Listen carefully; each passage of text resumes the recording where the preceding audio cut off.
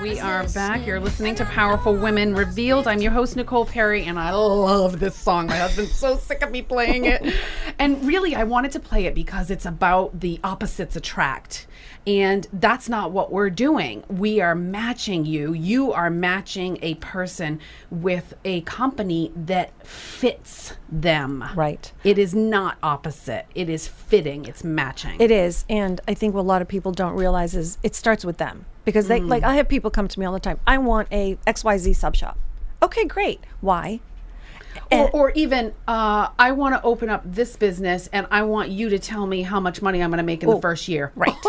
Yeah. Like, really? Right. Not possible. Yeah. And not legal according to the FTC. I can't do that. Yes. But, with respect to I want this, I have to then turn it around and say, okay. Why? And let me explain that the franchise companies have a certain criteria. They're looking for certain types of people. They're looking for certain financial parameters, and they're looking for certain territories. Let's see if that matches. Okay. So I have to kind of take them off of that fast-running train and get them back on the platform for a little while to kind of talk about the basics. And really, that fast train can lead them astray. It can. Because they're not gathering the information they need to gather. That's right. Are most people that come to you, or are they initially fearful?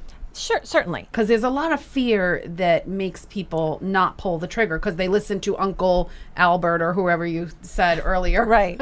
And they're listening to outside stimuli. Right. So that's one area where emotion can take over. And sometimes, fear does paralyze them. But the way I look at it is fear gets overcome with information. Yep. You need to have a base of knowledge because a lot of people come in with assumptions. They assume certain things. Oh. So that's another thing.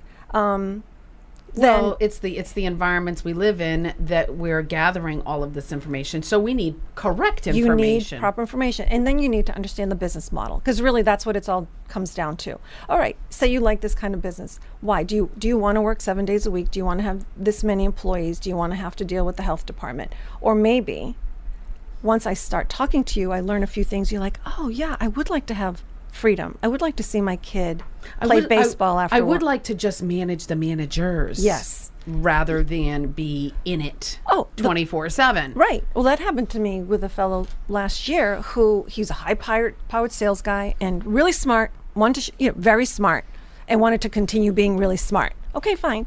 So he led me to give him a few options that were going to challenge him and be really, he was going to be, the high-powered exec. And that's important to know. Do you want to be challenged or do you want to be laid back? Yes. So in the end, he went down the line with this one and he said to me, Elaine, what was I thinking? I'm 57 years old. I don't want to start all over again.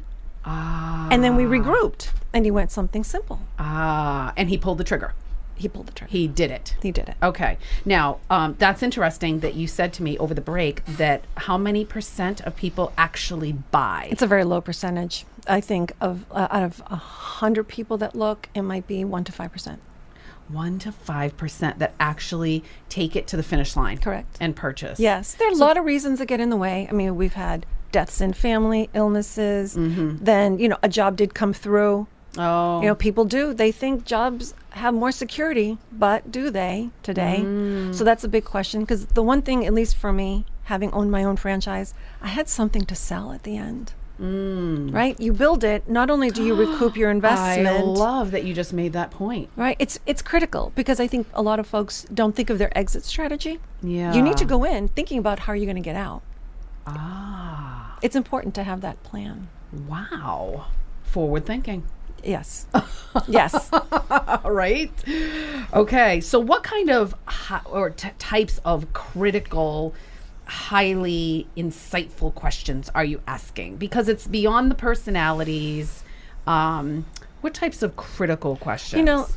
Have you already shared them? Well, I shared some of them, but we want to know what kind of customers they ultimately like to work with. Do they want to deal with people with children, pets, seniors? Do they want to work with the general public? I mean, those, because people don't think about how that. many people. How many? Well, then it's the employees, right? What kind of employees do you want? Do you want white collar, blue collar, techs, hourly wagers? Do you want a flat organization? Do you want a small specialized team? These are the folks that they're going to be spending day and Time night with. with. Right. So a lot of folks don't think about that in advance. I have a fellow that I was working with whose brother had purchased a franchise in Florida without the help of someone, and he ended up closing it in 6 months.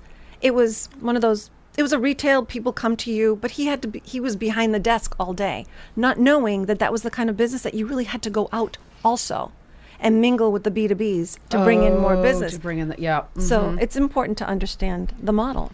Huh. And what are people discovering after the initial consultation? Well, a lot of them are surprised because sometimes they say the first one I thought that I was going to like the most turned out to be the one I liked the least, and I'm going to go with this one because it fits my criteria more, and my wife and I can work together, or whatever the story may be. But a lot of times people are surprised with the turnaround. Because once they go down the line with the company, they learn so much more, overturning their assumptions, really getting the facts. Yeah, they need the facts. They need the facts. That's the fact, Jack. Now, do the franchise, are they franchisors? Ors. They're franchisors, and you become a franchisee. Okay, so are the franchisors offering additional support? How Absolutely. Does it varies though, depending on the franchisor? Yeah, and that's part of the discovery, because how much support do you as a potential franchisee need? Some people need a lot of hand-holding. Yeah, some people are like, I'm leaders, good. Give me the manual. I'm good to go. Yeah. So the question is, what do I get for my royalty? What kind of training support? That some of them are very step by step. Follow this process, you will succeed. All of them are actually like that. That's what a franchise is about, and that's why a lot of people aren't cut out for it, because they don't want to follow someone else's rule book. Okay, and you're the franchise consulting company that you work for, FCC. They're vetting very specific franchisors. They are not just having, right? Right. Okay. Right. And then within, we also make our own judgments. Within that. Aha. So Yeah. it goes even further. Yeah, because we have a cross section across all categories. So we represent hundreds of companies. Okay. And other people that you collaborate and Right. talk with. So you have all the ins. Yeah. Okay. Well, I hope you stay with us. We got to go to break. My guest is Elaine Vakalopoulos, and you can go to yourfranchiseoptions.com. You have a great website. Thank you. I hope you stay with us. You're listening to Powerful Women Revealed right here on 95.9 WATD.